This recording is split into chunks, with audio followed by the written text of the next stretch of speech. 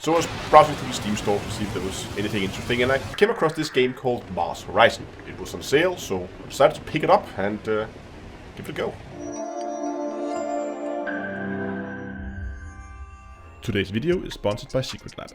We all strive for the best possible gaming experience, but the importance of a good quality chair is often underestimated. SecretLab produces some of the most comfortable and high quality gaming chairs you can get. So upgrade your commander chair today and fly in style and comfort. Follow the link in the video description to their store, type in your height, your weight, and it will tell you which chairs fit you for the best possible seating experience. Hello ladies and gentlemen, welcome to Mars Horizon. This is like a space program management game. So first we're gonna go and we're gonna create ourselves a space agency. You have a number of options of course, but in reality your choice doesn't really matter because you can always just go down here to customize agency. You can change your flag, you can state your start location, but most importantly you can change your traits. So here's the build I've gone for. I've decided to reduce my build time for both payloads as well as vehicles, and I've gone for both the +5 and +10% launch reliability. That means our rockets are less likely to blow up on the landing pad, or launch pad it would technically be, meaning we can build cheaper rockets, which are also faster to build. And then I've said that all diplomatic relations with other agencies start at neutral. So here we are. So the game works by you completing one of two types of missions. You either have milestones, or you have request missions. We do not have access to request missions just yet. We just have a number of milestones. And you can see our first milestone here is, of course, to launch a test rocket. As you can see here, we are competing with the others. That is a bonus for being the first to win this little race. So every little achievement here is a race against the other agencies for who is first. And the faster you get your rockets up, the more likely you are to win the space race, and that's what we're going to do. So the first thing we're going to do is we're just going to launch a very simple test vehicle. We do have that researched by default. We just need a small landing pad, which we do not have. But while we are starting here anyway, you can see it's going to take us 2 months to build this. Each turn is a month, so we're just going to get that thing started. We know we're going to need that landing pad, so let's jump over to our research, jump into buildings, and let's start the research for a small landing pad. And then we can just move forward in time. And the small research for the small landing pad is complete. So we can go into our base and we can build our landing pad, or launch pad I should say. Now, it's important where you put it. You can see in some situations, for instance, if I put it right next to the building here, which is my main command center, it gets drawback, so I'm less likely to have a good launch. Whereas if I put it next to my vehicle assembly building here, I do get a bonus. However, if I put it over forest, it's gonna get more expensive because I need to clear the forest first. So to save money here early game, I'm just gonna put it here. I do get the neighboring bonus or adjacency bonus here, so that would be a good place to put it, I think. To set some new research, we can maybe begin to look forward to the next milestone already, which is artificial satellites. We're gonna need some rockets. We're gonna need to actually unlock the mission to do the research to do it. So that might be a good place to go. We're gonna jump into missions.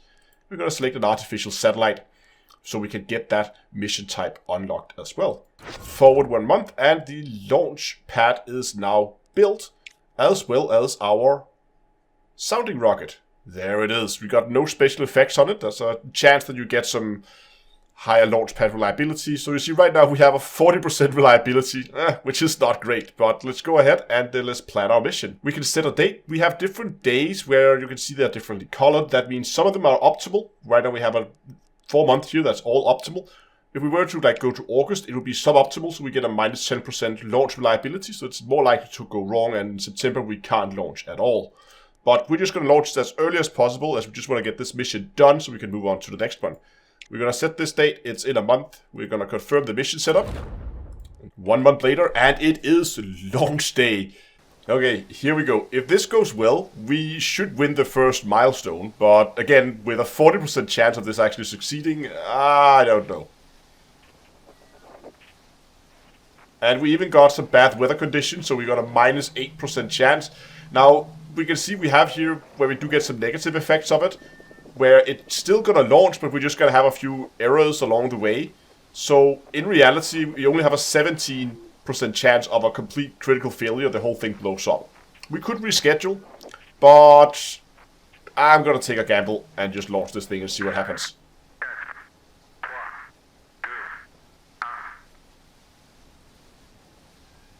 Come on.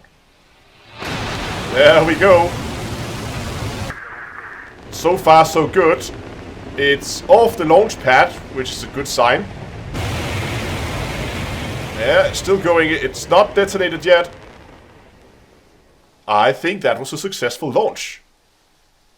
Let's see how well we did. Okay, we did have a number of critical failures, so we got less science reward. We got a minus 25% for our reward. But that's okay, because the only thing that matters is the thing flew. We did learn a little bit from it, and most importantly, we did win the milestone.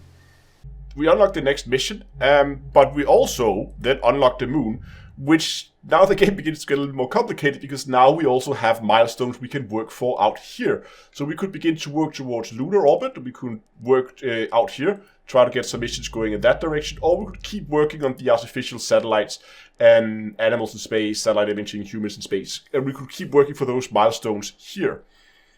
I think for now, mostly because if we go into a research, you can see the moon orbit is quite a bit away before we get down to that. So I think we're just going to begin to research the payload for the artificial satellite mission to start with. After the research has completed, we can see here it does say suggested parts. Now, the sounding rocket that we have is not big enough to carry this payload into space. So we're going to need some bigger rockets. So we're going to build a 2-stage rocket with the upper stage and a booster. Now, I'm going to show you these in a second, but first, we're going to have to research them. But while they are researching, we can begin building our payload. Now, we have a number of options here for our payload, or different variants, basically. We have the standard variant. We can see it's an uncrewed. We can see the payload reliability, because when we get it into space, we have some tasks we need to complete as well. And the more reliable it is, the more likely we are to get these. And the more power it has, the easier for us it's going to be to complete these missions. We'll also see the build time, the mass, as well as the cost to build it. A few months later, we researched the 2 different rocket parts. Now, so far, we only have a single upper stage and a single lower stage. But you can see we have more options that we can research. Now, what is important here when we select our upper stage is we keep an eye on what the payload capability of the stage is, as well as how far it can go. So this one will go into Earth orbits, carry up to 40 kilograms, which is exactly our payload. We can also see the mass of the rocket itself. So if I were to pick another upper stage, for instance, this one was can carry a bigger load, but it also weighs significantly more. And that, of course, means we need to match it up with our booster. Of course, we only have a single booster, which can just exactly, since they are matched together, can just exactly carry our upper stage. But again, we could have different lower stages that would then be able to carry the upper stage. So depending on what you choose, you also have reliability that changes depending on what you choose. But at least for now, we're just going to go with the 2 that we have researched. And we're ready to launch, and this time we actually got some really good conditions and plus 6% to our launch condition. So this should be a very, very straightforward launch. And perfect, we even got it all the way up in the green, meaning we actually got an extra turn now that we have to complete the missions in space. So because this actually have a payload, we need to go and now complete the next part of the mission, because this is more than just a launch.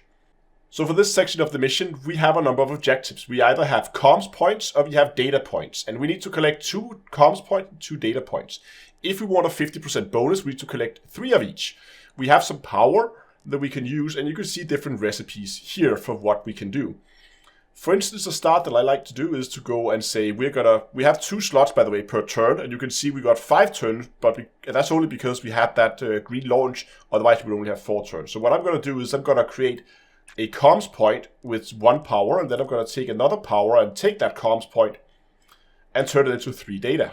Confirm those activities. Oh, no.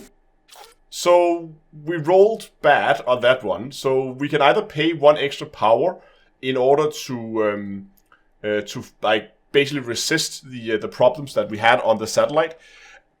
And we're going to do that because if we don't get that 1 comms point now, we're going to lose the atmospheric sampling to convert it over to data. And we're basically going to lose this whole turn. So we're definitely going to spend that 1 power on upgrading or try to resist our way through that. That's better. We got it all the way up into the blue this time, which is perfect. Convert that back, and we got our 3 data points. Now we only have 1 power left, so I think what I'm going to do this turn is I'm going to do a recharge to get a little bit extra power back, get 1 power unit back. Just so we have that 1 in spare if the task were to fail, since we have seen this is not the most reliable satellite. And then I'm going to take the data transmission again, and I'm going to take one of the data points and convert it into 3 comms points. There we go. Mission completed with flying colors. So that was the 2 first milestones. We are working towards animals in space, and we are expected to be done with that. How much do we need? We need, 100 and a bit, which we get 410 each rounds right now. So that's great. We're going to be done with this next, but we also need to research the payload, which is going to be another 2 months. Probably also need to upgrade to some bigger rockets as well. So it's going to be a while before we actually have the required stuff in order to do the animals in space mission. So in the meantime, what we're going to do is we're going to run a request mission. These request missions are external partners that is going to basically offer you either some rewards in terms of support points and research. It can also be just money you get for completing tasks for them.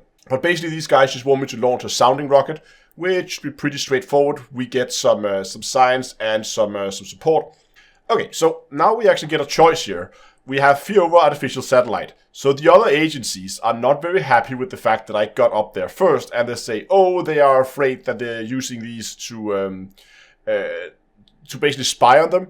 And they say that we need to, I should share the blueprints and all the knowledge I have about that artificial satellite,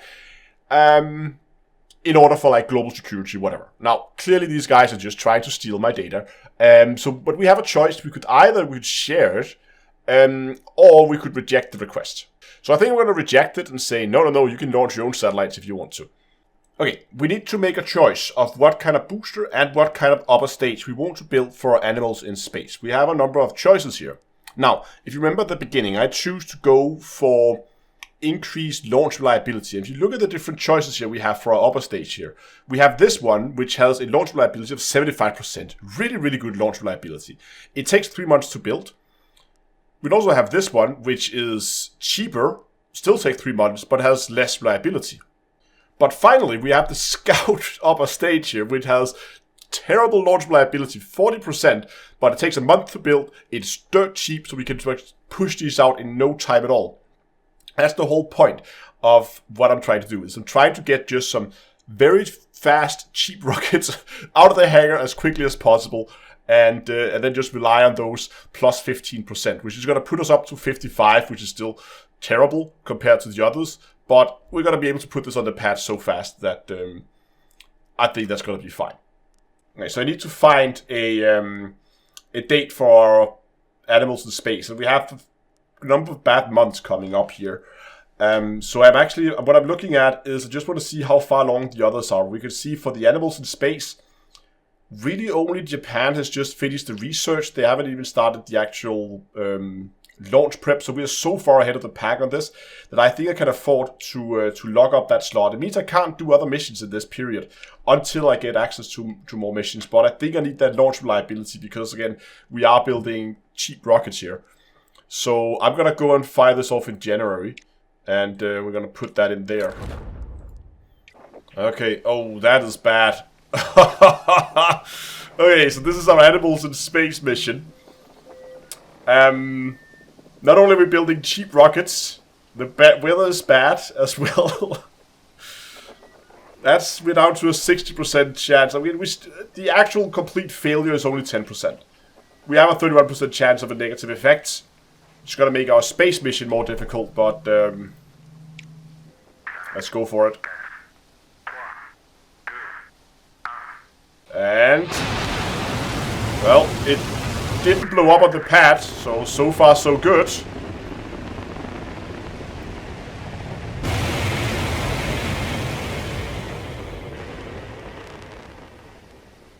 Okay. Let's see how lucky we were this time. Nah, okay, we're gonna get some negative effects again. Despite that lower reliability, we still managed to complete the mission. There we go, and we got Animals in Space first place. But that is Mars Horizon. Let me know in the comment section if you want to see more. Maybe there's going to be a part 2 then. But that's great for this time. Thanks for watching, and until next time, I will see you guys in space.